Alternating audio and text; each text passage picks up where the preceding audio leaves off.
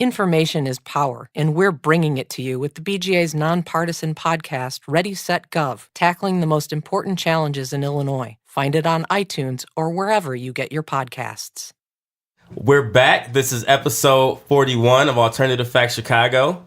Back in our studio today, we actually have a special guest that we will announce very soon here. But not yet. Not yet. We're very excited to have him on. This is going to be a great episode. Make sure you tune in about 10 minutes to the Everything Chicago segment. You will definitely want to hear this. One of the better guys we know in the city of Chicago, so you will want to tune in for this. But once again, this is B.Hun back with B.Chan. How you doing today? Good. How are you? I'm doing great. Back in our studio. It's been a while, but I feel like we had a great episode. We got to give the people what they want to hear today, right? Yeah, on a cold, rainy, snowy day. I'm going to let you know now, I'm giving the clown of the week to the weather. It's not even a person or a thing, it's the weather, because it's absolutely insane. I always want to move. I can't do this anymore. This weather is silly, man. What is going on with the weather right now? I think it's going to be nicer tomorrow. What, maybe like 40 degrees? Is that nicer? Yes, that is nicer. That is not nicer. It is April, almost 420. Great holiday coming up. It's supposed to be like mid-50s, like early 60s, like light jacket weather. Patience. I was in a hat and a big coat today. It's not cool. Patience, B.Hun. All right. I'll do that. So we're back again. Thank you all for helping us be the #1 podcast in Chicago. It's been a great ride so far. Before we get started, I want to give a quick shout out to one of our sponsors, Better Government Association. Make sure you check out their website at bettergov.org. You hear them at the beginning of the episode as well, too. Also, make sure, do not forget that we are on wilddogsradio.com, internet radio. They were off for a couple of weeks, but they are back. So this episode that you do here tonight will air tomorrow night, Thursday at 9 p.m. Eastern Standard Time on wilddogsradio.com. So make sure you check us out there, and you can hear this episode as well, too. So what else you got for us, B? We have to remind everybody, next week finally is our live show at the Beat Kitchen in Chicago. It's next Wednesday, April 25th at 8 p.m. We will be sharing the stage with the Talk of Shame podcast. It is going to be such a fun night. The tickets are on sale. All of our social media sites have it. They're just $15. So make sure you come out, see us, enjoy the show with us, hang out. It's a bar. There will be drinks if that gets you excited. And we're going to have some guests. Absolutely, and I'll get into that in a minute, but if you've never been to a live podcast, they're a lot of fun. I've done, 3 or 4 now, and this will be your first one, right, B? This will be my first one. Your very first one, so it's actually a great time. Like I said, there's drinks flowing, the great time to talk with Shane. Those girls are hilarious, so it'll be a lot of fun, so make sure you come out as well, too. And we did announce last week that one of our guests will be Michael Mays of Quantum 9 Consulting. He is a pioneer in the cannabis industry.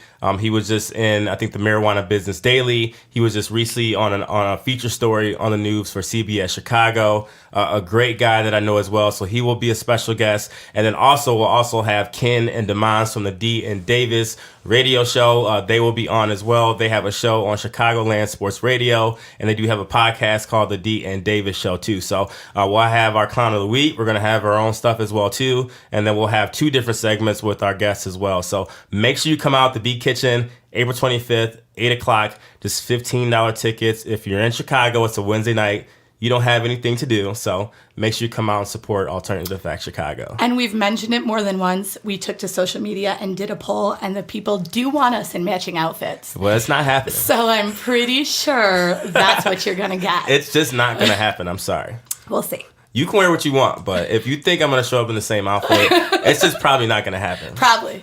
But maybe. Absolutely. And then before we get to our first topic, of course, we got to announce our fan of the week. And this one is a guy who always live texts our entire podcast every time he listens. My homie, Steve Sumter. Make sure you find him on Twitter at SSUMP29, SSUMP29. Make sure you say that B-Hun sent you.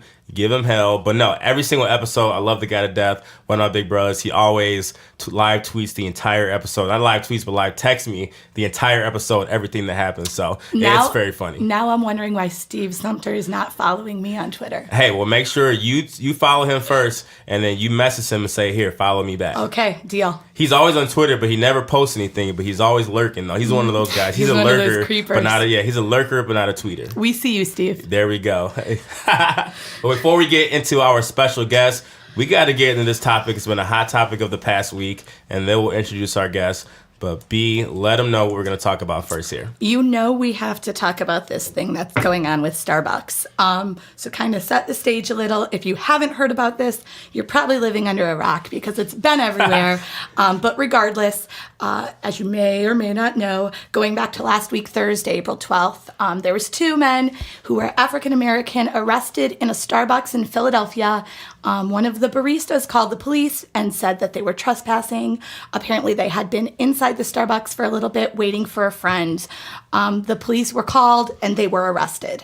Immediately, it sparked a lot of accusations, especially on social media, that there was some racist intent and that the reason that the police were called and they were arrested was because they were African American.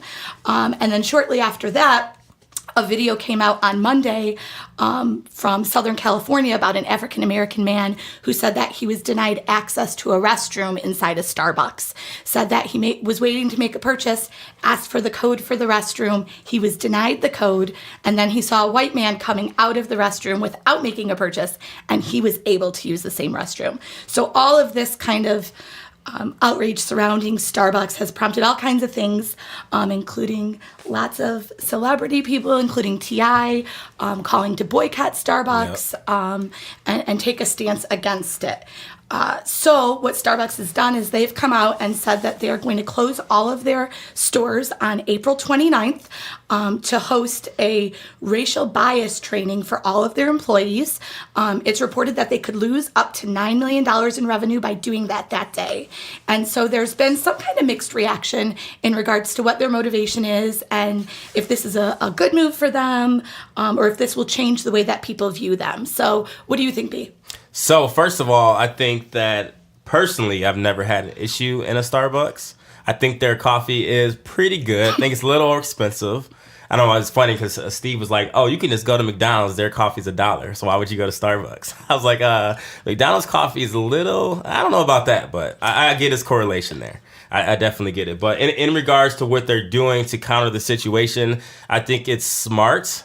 I don't know, a couple people were trying to say, hey, maybe only that one store should go do their racial bias training. I think it's a way to kind of get ahead of the situation. I think the comments that the CEO had, it seemed like he's, very, very concerned. And it may just be that one store or maybe that one other particular store.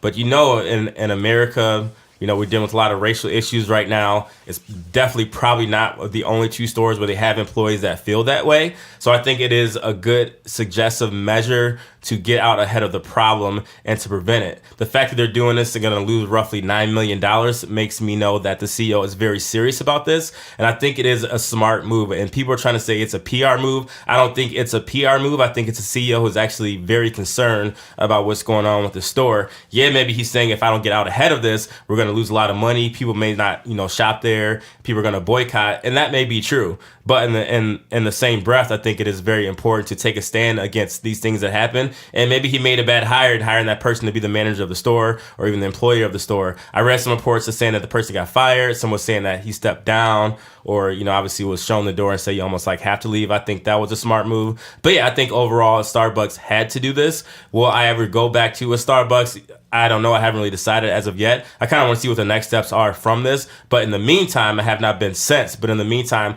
I think it is a good preventative measure to prevent these things in the future to go have these trainings. So, but I think for now that they had to do this or else people were really going to boycott. So I think for now is a good measure. What do you think?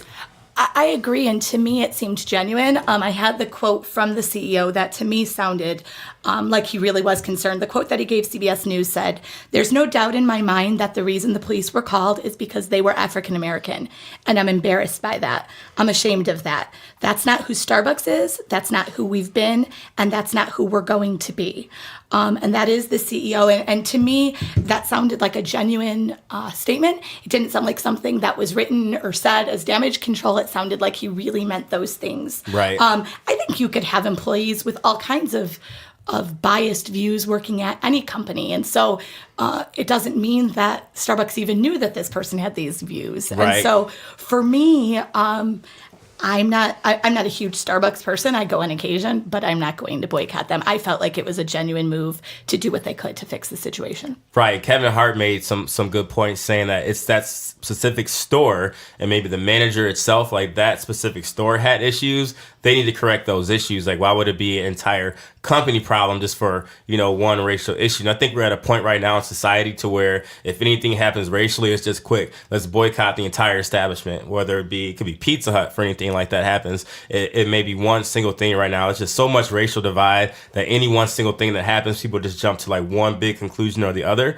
Well, in this specific case, it seems like just be that specific store and maybe like your other store, you said that specific store or person as well too. So I think, doing these types of trainings, it may or may not help anything. And like I said, it may be some other type of racial issue in the future. But I think they're doing the right thing for right now, taking the preventive measure by doing this training. Whether you're going to lose a lot of money or not, I think it's the right move to have. So, kudos to the CEO. I don't have his name right now, but kudos to him for actually taking this measure and showing some genuine, angst for what's really going on as opposed to just some quick PR move and then to move on with it. I agree. Awesome. Sounds good. Anything else on that? No, I can't believe we agree on something. I know. I'm pretty surprised. We always say, for as much as we agree on, we do disagree on. But for this one, I think it's pretty cut and dry. And if you're one of those people that just say, hey, we need to 100% just boy Starbucks for the rest of your life, you're lying to yourself. You'll probably be back there very soon. Or you probably never went in the first place. Yeah, you probably were like Steve and, get coffee at McDonald's for $1. That's Steve.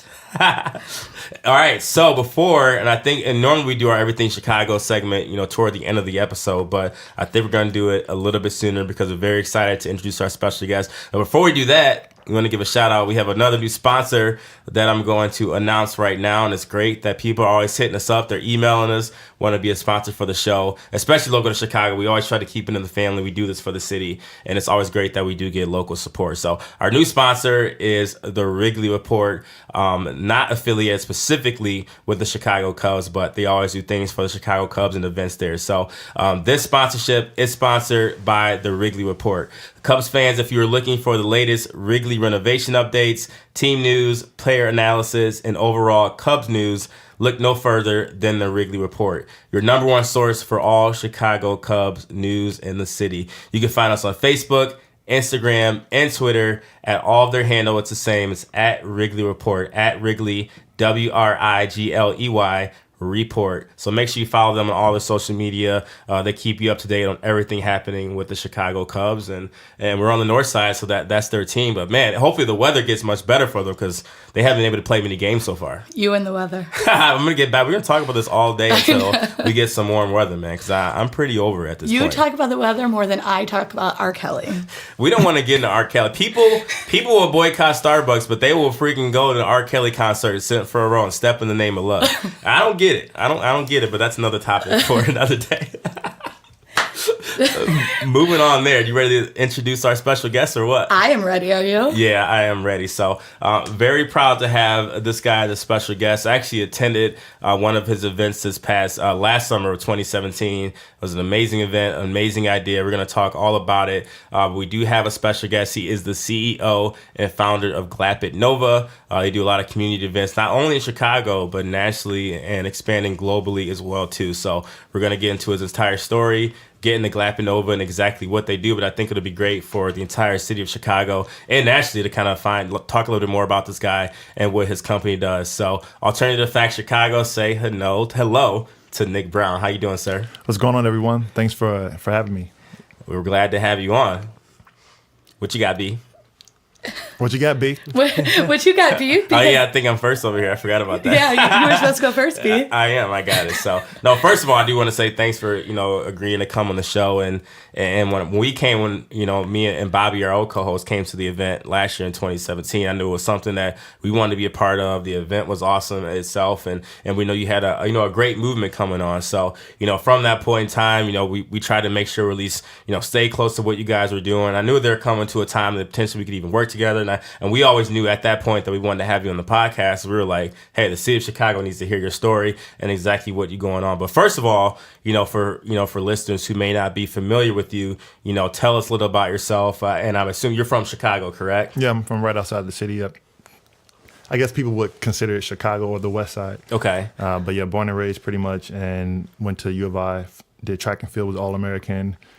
Oh, American, okay. All American, boy. All American. All Humble American. brag over there. Humble brag. You gotta say a little something. There you go. Went to school for architecture, and then I had pretty much that dream architecture job lined up. I walked into the space and I knew that this wasn't what I was going to be doing, and I just jumped straight into entrepreneurship. I mean, I used to throw like parties and stuff in college and like do events and stuff for other companies and teach, but like I was like, let me just try this out.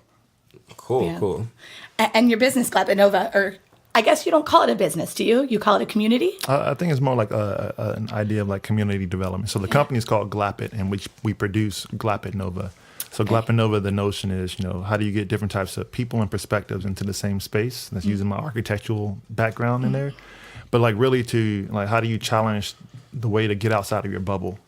And we do that by bringing different types of people together that don't necessarily have to agree with each other. So they do storytelling, it's performances, it's panels, it's debates, it's dance battles, it's all of that inside of this warehouse with multiple rooms, and each room is designed differently.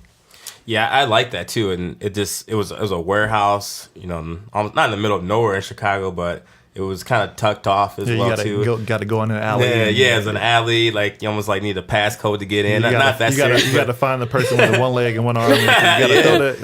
Okay, yeah. I like that vibe, and like I said, you said every different room had a different type of vibe to it. It could be a performance or a speaker or someone dancing in another room.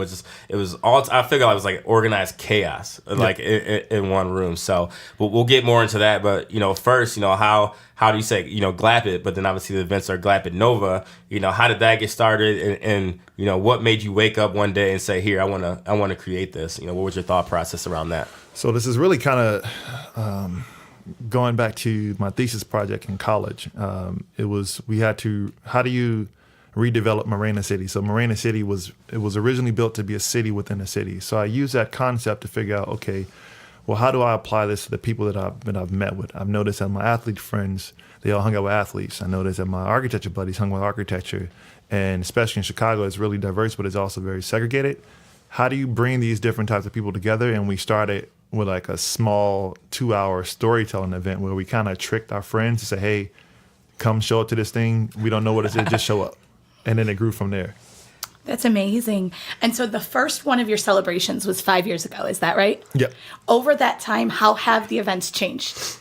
We've added more programming. I've actually added a global committee of other people and individuals that really try to make sure that we're not missing the mark, to make sure that if we're going to bring someone about activism to speak about something, like they're actually on the ground knocking on people's doors, making shit happen.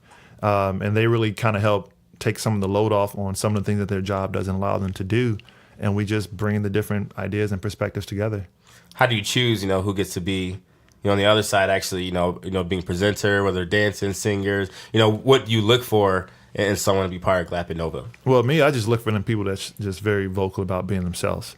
But like the committee, we kind of get a lot of inspiration and recommendations from the committee.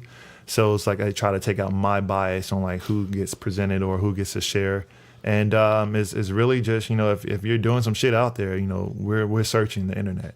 Yeah, that's what I was going to ask. Like, are you looking on Twitter, Instagram, Everywhere. to see who has a movement, word of mouth? We're looking in WhatsApp groups. We're looking at like Google groups. We're looking about like the places where you traditionally do not look at. Yeah, really? that's Okay. amazing. And I know a lot of the focus is on millennials. What is it about millennials that made you want to have that focus? And what is it that they bring to your events that is different?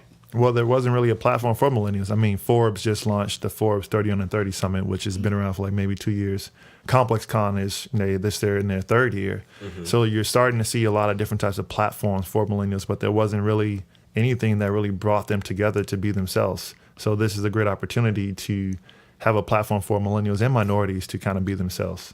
That's cool. I mean, those are the people, those are the, like I say, trendy, hip, cool. I thought it was like a mixture. It was a little bit of trendy. It was a little bit mixed. I think like a lot of times, like maybe you go to like a dinner party and it's all these bougie folks. Right. And you go to like a hood party or a club party and it's like a different type of audience. Like how do you really bring those different socio-economical backgrounds together? Yeah. And you add the panels helped out a lot.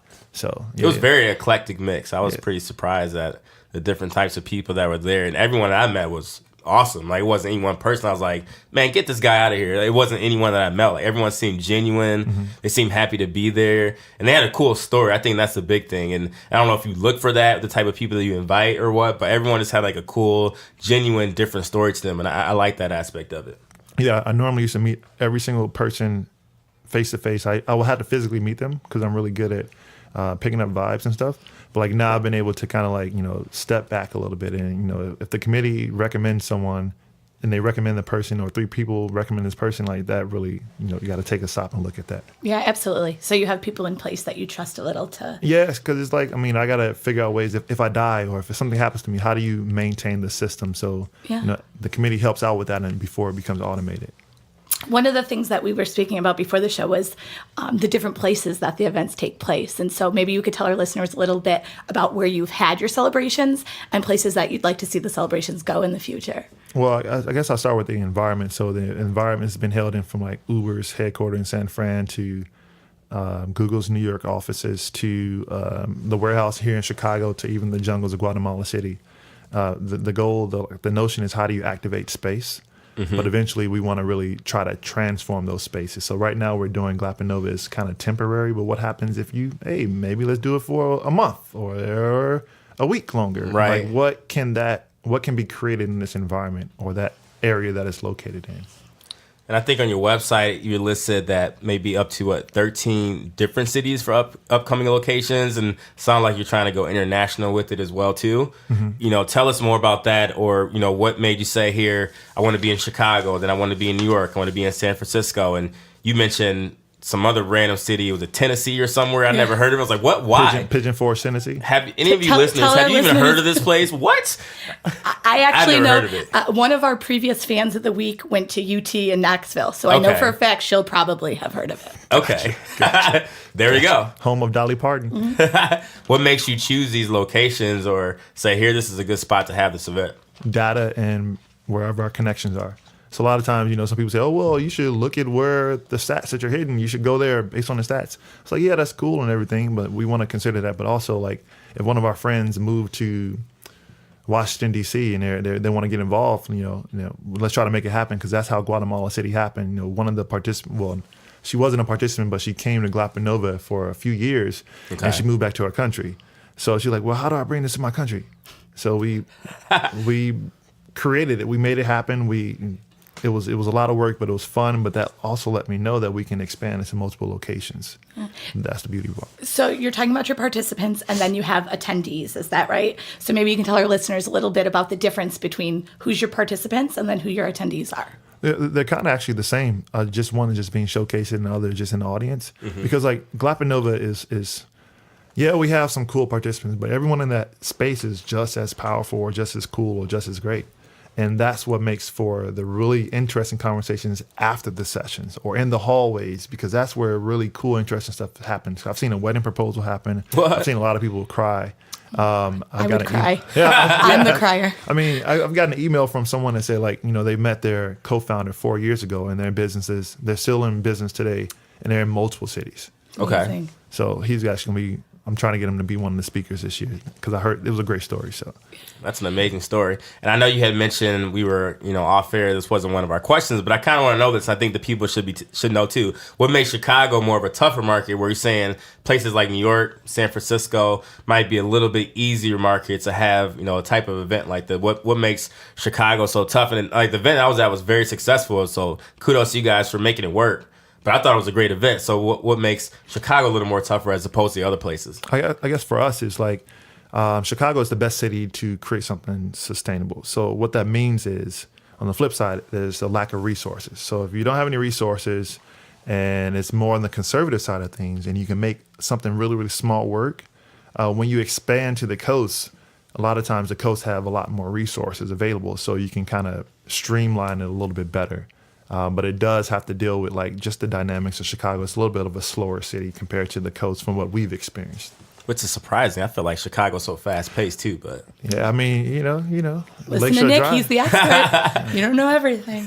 I definitely don't know everything. Yeah, your participants that you talk about, what types of industries are represented by the people who are participating? We try to get all. So whether you're a New York Times bestselling author to a chief technology officer for Obama for America to even a reality TV star, we really try to get all different industries. I mean, it's fairly equal. I mean, creatives is a little bit larger, but and that's the beauty about getting outside of your bubble, because you never know the person that was on ABC's The Bachelor and how they got access to getting that job or getting that gig to getting on the show. It could change the way on how you go into your job interview. Absolutely. That's a good thought. So, you've been very successful. You've been in business about roughly 5 years or so now. Yep. Where do you see Glappitnova going in the next 3 to 5 years? I know it's a very generic question, but I know you got some plans. Question. That's a tough question. Right Let's hear it. We're here for the tough questions. Let's hear it. B.Hun always asks the tough Gotta ask questions. the tough questions. Legally, can we say this? 3 to 5 years. Well, I know in the next 2 years we want to be in at least. We want to make 10 strong cities at the scale of Chicago, because like other different cities we've been working with are at different scales. But I see like us being in like 100 different cities or even more down the road and down the future. I think this is going to grow into something much bigger than I ever thought or planned about, because right now, since it's so diverse, we're able to see a trend of like what's happening in tech or what's happening in music or what's happening in entertainment. So we can do something like Glappitnova, Music Nova, or Funanova, or Jukanova. So like, need a podcasting over. Yeah, a podcasting over. I mean, we've been actually testing that theory. The idea is just like I've been really focused on how do we build this strong brand of Glappitnova, and what does that look like if you change the G to a Z or change the G to a A, that type of stuff. Right. Yeah. And that definitely makes a lot of sense. And I think it's hard for any entrepreneur to talk about the growth of their company and realize you don't want to grow too fast. You don't want to get ahead of yourself, but at the same time, you want to take advantage of when you have that momentum, keep that going. So thinking about that, it sounds like Glappitnova has been wildly successful. What kinds of struggles have you faced along the way? Well, I don't think we're that successful. I think we have a long, long way to go, because if we were successful, I would have actually rolled up here in a Bentley. You might have. We didn't see. Yeah, we were already inside when you got here. But no, I think the struggles is when you're expanding in different cities, is it the right city? What can go wrong if you're teaching someone how to create a Glappitnova in their city? How do you retain that talent or maintain the actual quality? Like we talked about the whole Starbucks situation. If you're growing larger and larger and larger and you're getting more people involved, you bring on more risk. But at the same time, it's like I guess we're inspiring a lot of other people to actually do the same thing as well. But it's like for us, it's a lot of different things, because like now we're starting to get more companies and sponsors involved, but we still want to make sure that we're staying true to who we are and what we believe in. And you mentioned Starbucks, and since we have you now, I was going to ask you before, but we didn't introduce you yet, so we had to act like you weren't there. But now that we have you here, you're on the hot seat. You're on the hot seat. What's your thoughts about the Starbucks situation? You think they're handling it right, or what do you mean thoughts? Let us. You think they're going the right right way, or what? Starbucks. Well, I don't even drink coffee, but I think what Starbucks is doing is really good, and it's also setting the tone for corporate America. How they're probably going to execute it very well. I think it'd be great if they could live stream it or somehow create some type of document that states, here are some strategies we've learned from this test on like what this racial bias may be, and you can make it accessible to other people, or they can actually pay for it, and that can go to benefiting different types of Black-owned organizations or millennial-owned businesses. I'm really impressed. I think that you can't learn that much within a day. So this is a good test to get at least the conversation going. But like, I think they're doing something. Mm-hmm. So. Absolutely. So our listeners now are probably incredibly interested, because I know as I started to read about what you were doing, I thought to myself, well, how can I go to something like this? So can you tell us I don't know if you can tell us when the events will take place, how we could attend if we wanted to. Yeah, I mean, you can go to our website, glappitnova.com, and we kind of share more information to our subscription list. So you can just subscribe there, and we kind of share things through there. But we are launching a few different things that we're kind of testing out just so we can keep the conversation going, because it's not sustainable when you just have it once a year. So like, what is that new thing or that other thing that's happening, and how do you try to still keep the culture, cultivating that culture online and actually physical in person. So do you have people in line that you have in mind that you want to speak Yeah. for this upcoming year yet? Oh yeah, I got a whole bunch of that together, but it's like if we go back to our conversation earlier, it's really not about me. It's like me stepping out a little bit and trying to understand, okay, what is the committee like? What are their thoughts about this? Are we really Are we really missing the mark, or are we hitting the mark on point? Are we really bringing in some people that are kind of about this life or not? So that's, I think, what a lot of big companies and big organizations miss is, they say, oh, this is cool, let's just do this. Okay, but they're not really weaving in the community. So it's my with me being more mature, it's me stepping back out a little bit to kind of understand a little bit more. Your committee that you have in place, are they in Chicago as well, or are they spread out? It's a global committee. It's spread out in different cities and a few different countries. Wow. Majority of them were from Chicago, but some we've met in the process, and like they're kind of on the same wavelength of thinking and stuff. So it's a very big, large peer-to-peer community. Wonderful. Before we get you out of here, we're going to put you in your soapbox. It's going to be your 15-second commercial. Anything you want to say to the listeners, nationally or to the city of Chicago, about yourself or about your movement as well. It's growing immensely, and I think, like you said, you're being modest, but I think you have a great thing going. So I'm proud of you, and I hope that you keep it going. And we're going to be with you, every step of the way. But what do you think the city of Chicago and listeners should know about Nick Brown and Glappitnova? First of all, thank you for letting me be here. But I think that I'm going to just leave with this note: there are three types of people in this world. There are A players. These players, whether they have the skill set or not, they fight to get into the game. There are B players. These are the people that just go with the flow wherever it's happening. And then there's C players. They pay to get inside of that arena to criticize and also congratulate the players. So if you're creating anything, you need all three of them in this journey of life, and you have to decide which player you want to be. I'm an A player, but I work with a lot of B players and C players. Yeah. But I choose to be an A player. That's a great thought. And that's why, when we started the podcast originally and why we brought you on, we didn't do the podcast just to do it. You want to do the podcast to be the best. That's kind of what my mindset was. Like, if we're going to do this, we're going to go full go. So I like your thought process on that too. Yeah, just try to be as best as you can be, and then you're going to grow and learn from it. And then, you need other people that don't think like you to make sure that this whole arena is dope. Absolutely. Absolutely. Your strengths are going to be someone else's weaknesses. And there you go. That definitely brings a lot. Yep. We were so excited to have you. As I told you, I had not heard of your community. I was so excited to learn about it. Before the show started, I had told friends already, like, you have to listen to this guy and what they're doing. I really did. Yeah. They can vouch for it. So thank you for being here with us. No and worries. we look forward to subscribing and becoming part of it. Plug out your social media, website, where can they find you? You could just go to Glappitnova.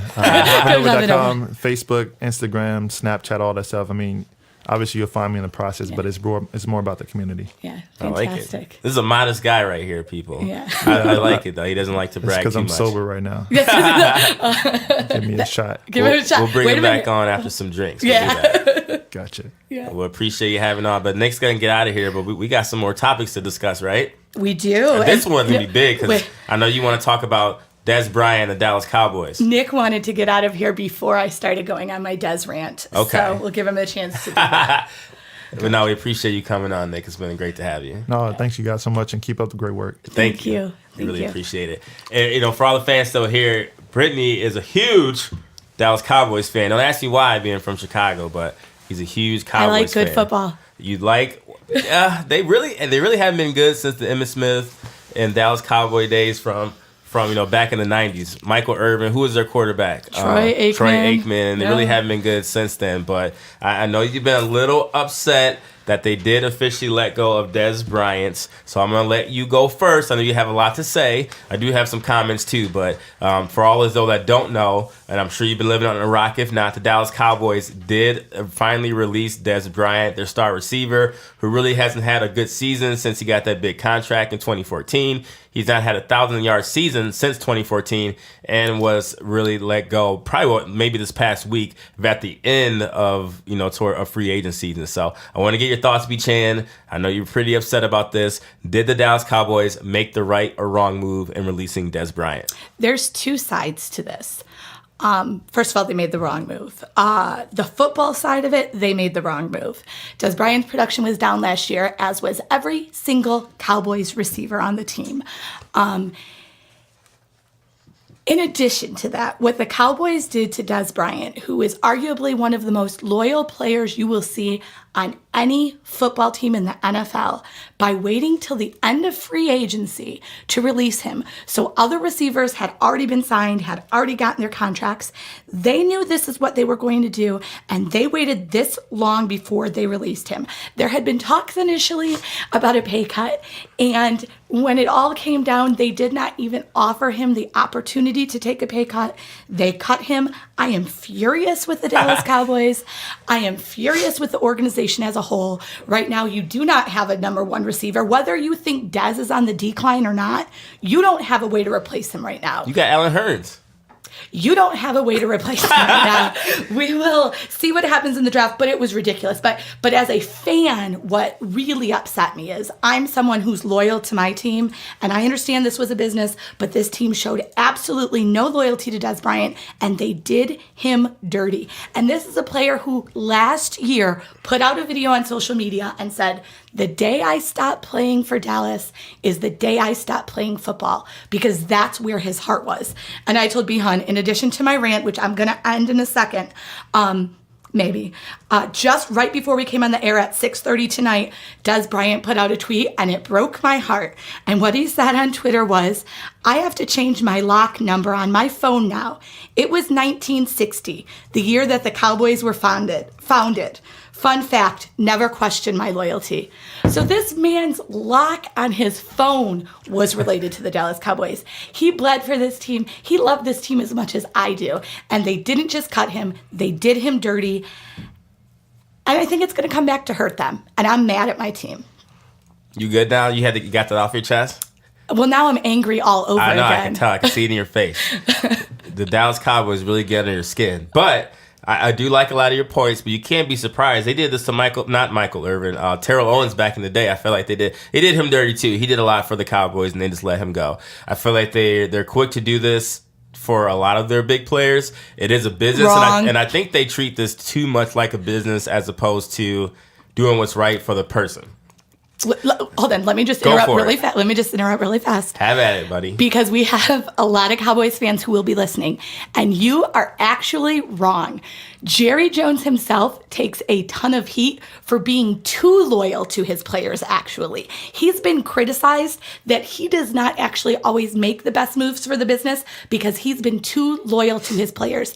And that leads to the point that this, to most people in Cowboys Nation, looks like it has Stephen Jones' fingerprints all over it because Jerry himself would have been more loyal. Right. What I think might have happened is he probably didn't want to do this, but for being loyal. But I think he had so much pressure from those around him, and maybe like Dez Bryant said, from Garrett's boys, so to speak, that maybe, I don't know, we're just speaking hypothetically, maybe it got to the point where there was just too much pressure at the end to where they just had to let him go. I think overall they should have let Dez Bryant go. Where they went wrong, and I think they screwed it up, they should have let him go at the beginning of free agency to give him enough time to, pick a team where a team didn't spend all of their money for the entire offseason. Because now what happens is there are not that many teams that have the money to pay him the type of money that he's probably going to command. And now he's like, what team's really going to take him on? Of course, he's obviously going to get signed. He still is a capable player, but for the type of money that he commands and the way he's played the last couple of years just has not been up to par. And that may have been the quarterback. That may have been Prescott. Maybe that's just not the right quarterback for him. He played much better with Tony Romo. Crazy enough it is to sound, yes, Tony Romo had him a Pro Bowl level wide receiver. Prescott just maybe did not have him that. They just didn't have the right mix. Maybe he just, I don't know, just the camaraderie just was not there as opposed to when it was for Tony Romo. You may know more than me because I don't really follow the Cowboys like that. But I'm looking at from the outside. Hold on, B, could you say that again? You know more about the Cowboys than me, but from the outside looking in as an NFL fan, they definitely should have let him go and he needs a fresh start. He does not need to be with the Cowboys anymore because A, the Cowboys suck, but B, he needs to go somewhere where he can actually perform and do better, but they should have let him go at the beginning of free agency, not at the end of free agency, so he did get screwed over. Where does he go now, though? Let's pick a team to where does he go next? Where should he sign to? Where should he sign? Dallas. I know that there's supposedly a lot of interest from Baltimore. I don't think that would be a good move for him. I will tell you this. I would not be shocked to see Dez Bryant take a smaller contract to go where he wants. Kind of like Honey Badger. When Honey Badger ended up in Houston, I imagine he probably could have gotten a better contract somewhere. I do know that Dez Bryant is a Texas guy. He's from Texas. He loves Texas. And he recently, if you want to kind of go on rumors, started following a lot of Houston Texan players on social media. So a couple of those things, I want him to go somewhere he can be successful. Honestly, he is one of my favorite all-time Cowboys, and he has the biggest heart, and I love the guy, and I will love him no matter where he goes. I just can't cheer for him when he's playing my Cowboys. So I think, him being, the type of person that wants to get vendetta, he wants to go to somewhere like the New York Giants. I don't think that's a good place for him. A, they have a lot of receivers already. They got OBJ, they got Brandon Marshall, they got Shepard. I just think they have a lot of turmoil going on there to where I don't think he needs to be in New York City overall, so do not go there. If I'm Dez Bryant, I'm going to somewhere, and not to say that Eli Manning is not a Hall of Fame quarterback, because he is. I would go somewhere where he can cook and just kill it. Like if I'm him, I want to go to either the Green Bay Packers and play with Aaron Rodgers. I want to go to the New Orleans Saints and play with Drew Brees, or I want to go to the New England Patriots and play for Tom Brady. And those are the only three options. I may even consider going to play with Phillip Rivers out in. Are they still in San Diego or wherever the hell they are? They're in LA. They're in LA right now. I would even consider going to that. Go to a good proven quarterback that's actually going to get you the ball, take the pressure off of you, and you don't have to necessarily be. You can be in the limelight, but I think he needs a fresh start to someone that's actually going to play well with him. People are trying to say go to the Redskins. Do not go to the Redskins and play with Alex Smith. You're going to be pissed. It's not going to happen. Do not go to the Jets or just anywhere stupid. Like actually go to a situation and prove yourself for a year. Like sign a 1-year deal, $8 or $9 million. Go kill it and then get another contract. I think he'll be okay. And there were people on my Facebook saying he should not go to the Detroit Lions. Sorry, Lions fans. Newsflash: we have not won a Super Bowl in ever. What are we talking about? We don't want a certain player. The Detroit Lions should take any player that's willing to come to our team because we have never won anything. So miss me with you shouldn't come to Detroit. It's probably not going to happen, but I would love it if he did. I would love it for you because he's going to be good. He's going to make the Cowboys pay. And just remember I said this, that he will not go wherever he can get the most money. He will go to a team that he thinks he can be competitive on, and he will go to a team that he thinks that he'll have a good chance of winning and really sticking it to the Cowboys. I'd love to see him in New Orleans with Drew Brees, so we'll see. That's crazy. No, we definitely will see. So that'll definitely be a story that we'll definitely follow, and I know you'll be on top of it in the next coming weeks. I will. Let's get into some Coachella talk, and it had me a little, FOMO, fear of missing out, since I was not at Coachella this year, since I did go for the first time this past, and 2017 was an amazing time. Probably wouldn't go back, but then I was like looking at all the, the clips. I saw Beyonce's set. She nailed it. A lot of the clips. So let's talk about here. But first of all, would you actually go to Coachella? I know you've never been, but would you go? I would go. Yeah, I think it would be fun. I'd put some flowers in my hair. I could totally do it. Is that the thing to do? I think so. Isn't that? I don't know. I was reading something like the top 8 trends of a Coachella in 2018, and I don't think that was one of them. I think that was last year, 2016. Oh, it was well, then I could have gone a couple years ago. I would read up ahead of time to figure out what to wear. No, I would go. Yeah, I would go.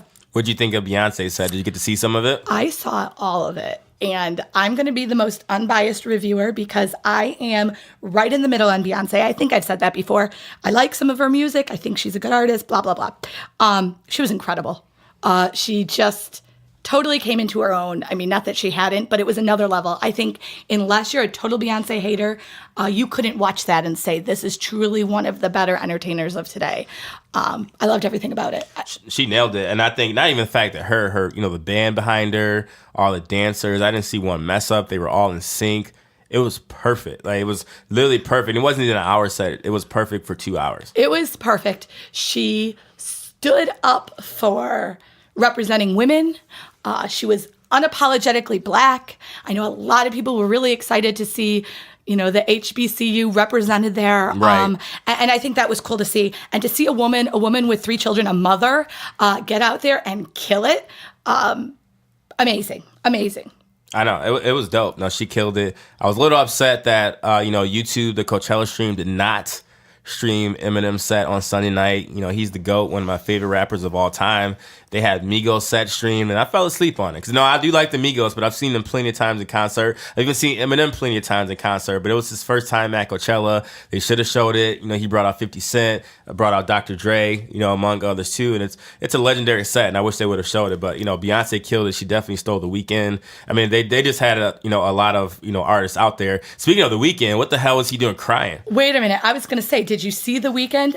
I know that you said when we found out he was coming to Lollapalooza, you were like, I hope he does not do his Dear Melancholy. Listen, that set that he did, I loved it. I thought he was great.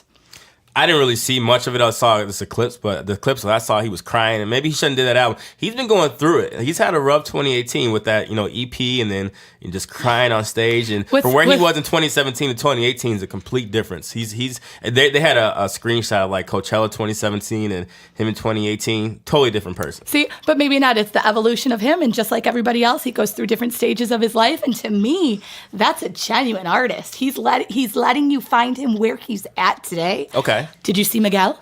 I did see some of Miguel. He killed it. He's a great performer, and overall, I don't like his albums in its totality, but from songs and seeing him perform, he actually is a great performer. I'll give him that. I was impressed with him. I saw some of Russ's set. I'm not sure if you're a big Russ fan. Not a big fan of his, but he actually put a great set. He actually did a really good job. Who else did I see? Did you see Kehlani? I did see a little Kehlani. I did see Cardi B set. I liked her set, but she should not be twerking when she's got a baby like that. It was a little Listen. But I'm glad she brought out people like YG. She brought out Chance the Rapper, South the Chance. She brought out G-Eazy. She brought out the heavy hitters, but she should not be twerking while she's pregnant. Come on, Cardi B. I can't talk about Cardi B anymore. I know, but hey, she's had her moment, so I will give her credit for that. I saw some clips of Kygo set. He killed it. Odessa killed it. Cash killed it. Coachella's just an amazing event. Like I said, if it was just not so far since we're in Chicago, I would go again. The problem with Coachella, you get to LAX, you fly there, then you have to drive another 3-4 hours to get to Coachella where it is, and you're out in the desert, all the dust and stuff, you get very sick from it. And it's just so commercial now to where I think Lollapalooza does a much better job. That Coachella is just so mainstream. It's like the thing to do. Everyone goes to Coachella. But I will say their stage, their setup, the lights and all that, Coachella definitely does a good job.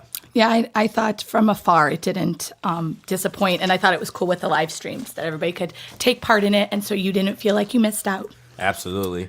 Well, let's get into some quick hits before we get out of here on the Clown of the Week. Yeah, quick hits. B.Hun. Kendrick Lamar wins the Pulitzer Prize for his album Damn, the first non-classical or jazz honoree. What do you think about that? I think it was a great, a great thing to win. The first person ever. His Damn album's just been winning, award after award. He's won a lot of Grammys. Kendrick has really done his job of bringing hip hop back to the forefront to where hip hop is just truly mainstream. Like him, J.Cole, Drake, they're all doing their thing right now. So shouts out to Kendrick. Not much more to say about that, but it was an amazing feat. What do you think? I think so too. And I know I said this on our Facebook thing.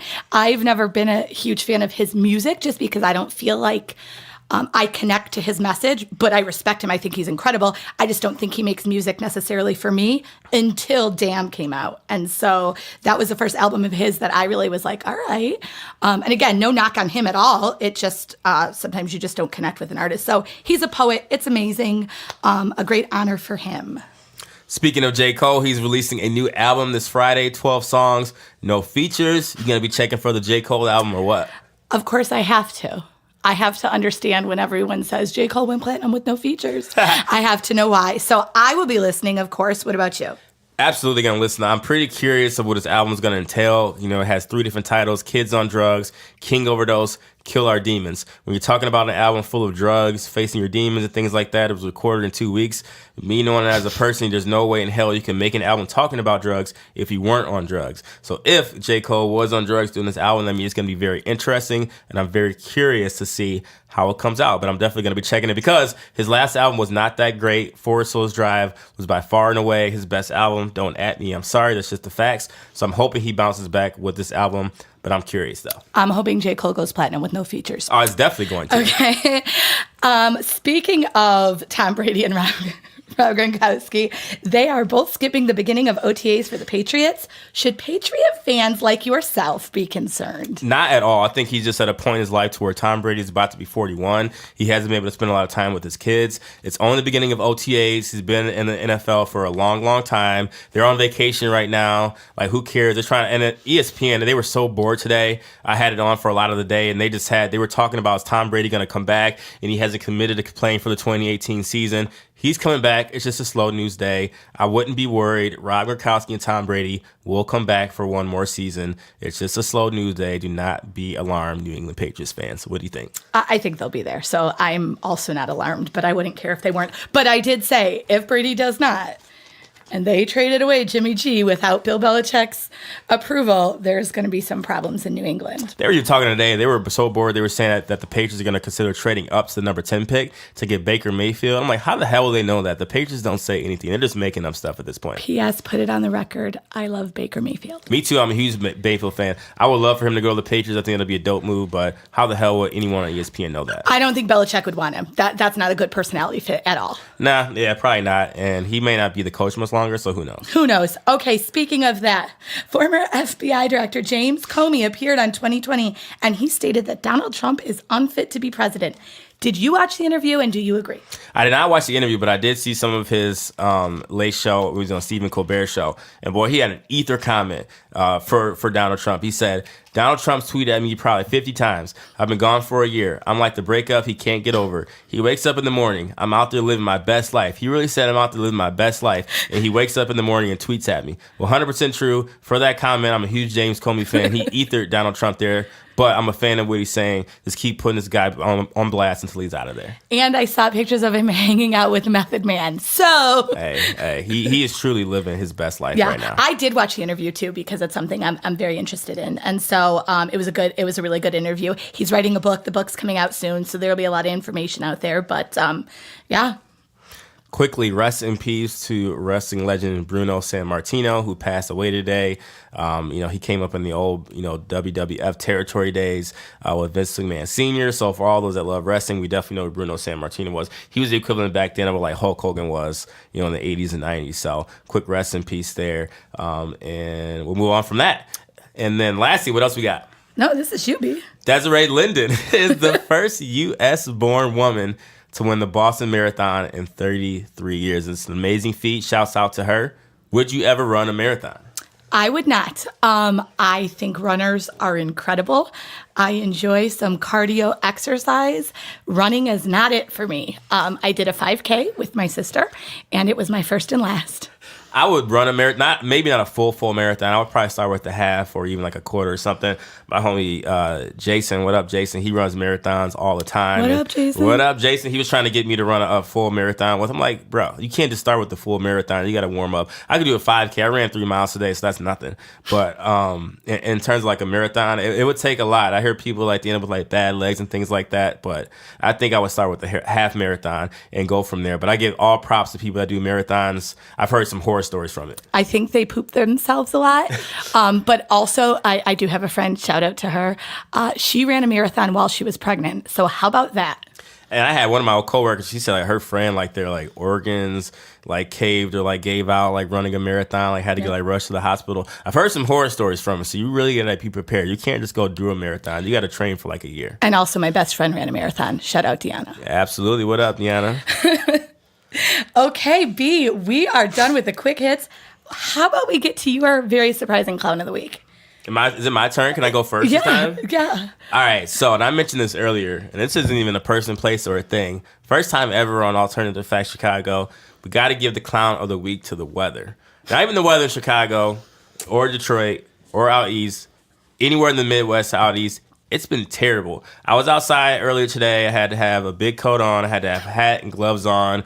It was like kind of like raining, snowy. It was windy. It was cloudy. It's just depressing. It's almost April the 20th. Isn't it springtime? Like, why is it still so cold? It makes me actually concerned for the environment that it's just still this cold in April. There's been many Major League Baseball games that have been postponed. You can't play. This is not baseball weather. It's no fun. I'm sorry. It's no fun going to a baseball game in 35-degree weather where you're sitting there shivering with hats and gloves and drinking hot chocolate at a baseball game. You're supposed to be in shorts and a t-shirt, drinking a lot of beer and hot dogs at a baseball game. And you can't do that right now because it's just way too cold. So I'm sorry, weather. You need to get your act together. And you were mentioning, oh, the weather's going to break. It's going to be like 40 degrees in a couple of days. It should not be 40 degrees in a couple of days. It should be like 60-degree weather in a few days because it's Chicago and it's springtime. And I always say the worst part about Chicago, it's a great place to be. We don't get spring and we don't get fall. It's either winter or summer. The crazy part of it is going to go from 35 degrees to like 90 degrees in a couple of days.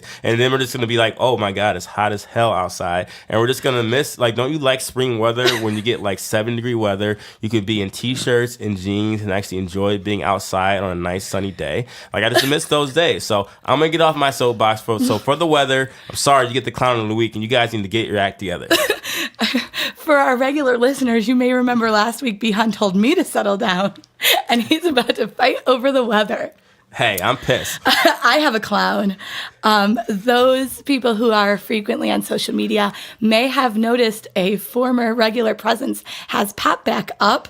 My clown of the week is Kanye West.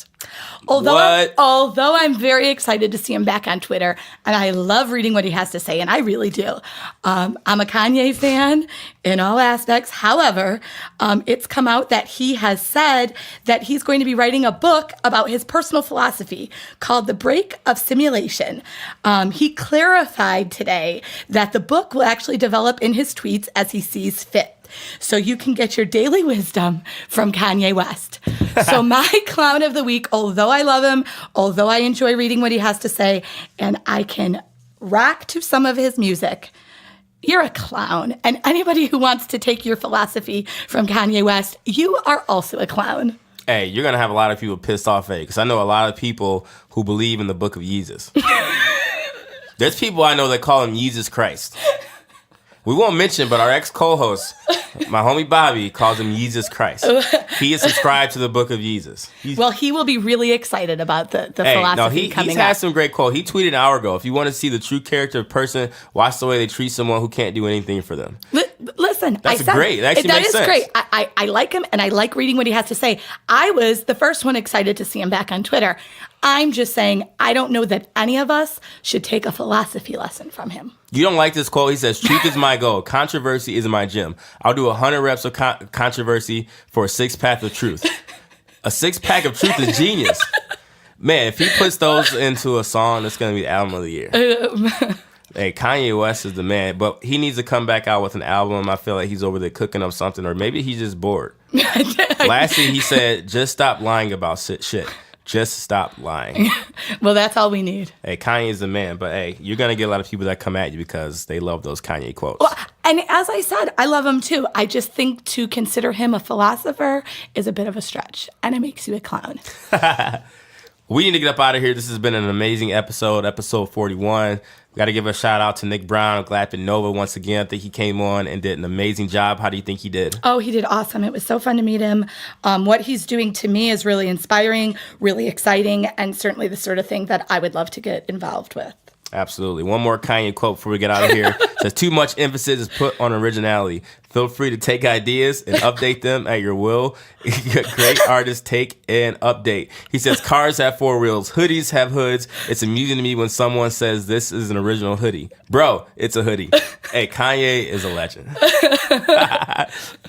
But that was an amazing episode. Very funny. Make sure you tune in. Like I said, we'll be on Wild Dogs Radio tomorrow, Thursday night, 9 p.m. Eastern Standard Time. We do have our live podcast coming up at the Beat Kitchen on Wednesday, April 25th, 8 o'clock. We'll Talk with Shane podcast. We have our Twitter is AFAC Chicago. Instagram is Facebook is Alternative Fact Chicago. We are on Podbean now. I forgot to mention that. Alternative Fact Chicago. Hopefully on Spotify soon. And then you could email us at alternativefactchicago@gmail.com. My personal social media is B.Hun 1984. And where can they find you at, B.Chan? Instagram and Twitter are Starlight312. Absolutely. Anything else before we get up out of here? No, it's been a great day. Absolutely. So we'll have our live show next week. It's next Wednesday. So there obviously won't be an episode. We will get that recording, and that will be our episode next week. We'll be back live in studio the following week with more content to come, and get ready for a great summer. If that weather ever shapes up. Hey, with that Con of the Week, I think they've got the point now to get it together. So this is B.Hun with B.Chan. This is Alternative Fact Chicago, episode 41, and we are out. Peace. Peace.